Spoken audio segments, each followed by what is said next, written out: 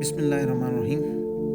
ہر طرح کی تمام تعریفیں مالک الملک وحدہ لا شریک رب العالمین کے لیے، جو دلوں کے حال بہتر جانتا ہے۔ ناظرین، آج ہم ایک نہایت اہم اور دل کو چھو لینے والے پیغام پر غور کریں گے، جس میں اللہ کے نبی صلی اللہ علیہ وسلم نے ہمیں حقیقی کامیابی اور انسانیت کی پہچان سکھائی ہے۔ یہ وہ پیغام ہے جو ہمیں بتاتا ہے کہ سب سے بہترین انسان کون ہے اور کیسے ہم اپنی زندگی دوسروں کے لیے فائدہ مند بنا سکتے ہیں۔ تو آئیے حدیث کی طرف چلتے ہیں۔ رسول اللہ صلی اللہ علیہ وسلم نے فرمایا، سب سے بہترین انسان وہ ہے جو دوسروں کے لیے سب سے زیادہ فائدہ مند ہو۔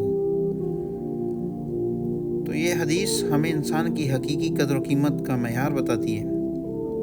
اسلام میں کسی انسان کی عظمت اس کی ذات، دولت یا طاقت سے نہیں، بلکہ اس کے اعمال اور دوسروں کے لیے افادیت سے جانی جاتی ہے۔ حدیث میں فرمایا گیا ہے کہ سب سے بہترین انسان وہ ہے جو دوسروں کے لیے سب سے زیادہ فائدہ مند ہو۔ اس سے مراد یہ ہے کہ انسان کی عظمت اس بات میں ہے کہ وہ معاشرت میں دوسروں کی زندگی میں بہتری لائے اور ان کے مسائل حل کرنے میں کردار ادا کرے۔ دوسروں کے لیے فائدہ پہنچانے کا دائرہ صرف مالی مدد تک محدود نہیں، بلکہ علم کی تعلیم، نصیحت، اچھے اخلاق، وقت دینا اور کسی کی پریشانی دور کرنا بھی شامل ہے۔ اسلام ہمیں سکھاتا ہے کہ انسان کو اپنی زندگی دوسروں کی بھلائی کے لیے استعمال کرنی چاہیے تاکہ معاشرہ مضبوط اور مستحکم ہو۔ ایک شخص جو دوسروں کے لیے نفع بخش ثابت ہوتا ہے، وہ دنیا میں بھی اور آخرت میں بھی کامیابی حاصل کرتا ہے۔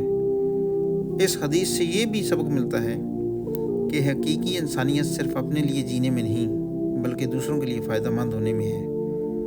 اللہ تعالیٰ ایسے انسان کو اپنی رحمت اور برکت سے نوازتا ہے اور قیامت کے دن ان کے درجات بلند فرماتا ہے۔ اس حدیث کا عملی پہلو یہ ہے کہ ہمیں روزمرہ زندگی میں ہر ممکن کوشش کرنی چاہیے کہ ہم کسی نہ کسی کی مدد کریں، چاہے وہ چھوٹا سا عمل ہی کیوں نہ ہو۔ کسی کی مالی مدد، علمی رہنمائی، اچھے اخلاق یا صرف نیک نیت سے مدد کرنا بھی حدیث کے مقصد کو پورا کرتا ہے۔ ساتھ ہی یہ انسان کو خود احتسابی کی طرف بھی راغب کرتا ہے تاکہ وہ دن بھر کیے گئے اعمال پر غور کرے اور اگلے دن مزید بہتری کی کوشش کرے۔ یہ حدیث نہ صرف فرد کی شخصیت کو نکھارتی ہے، بلکہ معاشرے میں تعاون، ہمدردی اور بھائی چارے کو فروغ دیتی ہے۔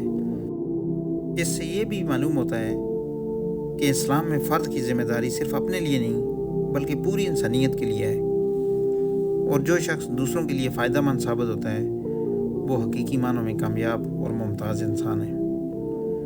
اللہ تعالیٰ ہم سب کو صحیح دین کو سمجھنے اور اس پر عمل کرنے کی توفیق عطا فرمائے۔ وما علینا الا البلاغ۔ جزاک اللہ خیر۔